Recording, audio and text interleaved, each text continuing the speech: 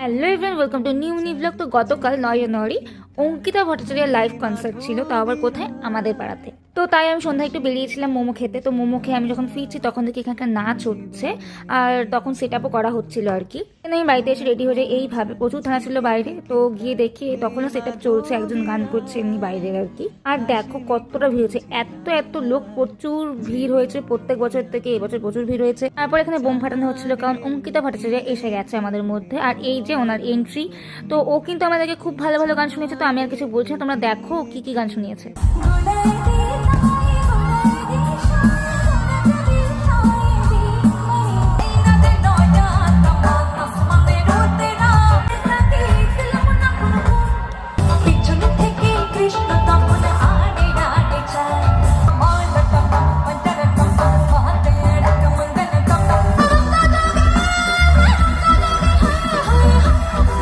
তো আজকের ব্লগটা এখানে শেষ করছি, দেখা হচ্ছে অন্য কোনো ব্লগে। টাটা।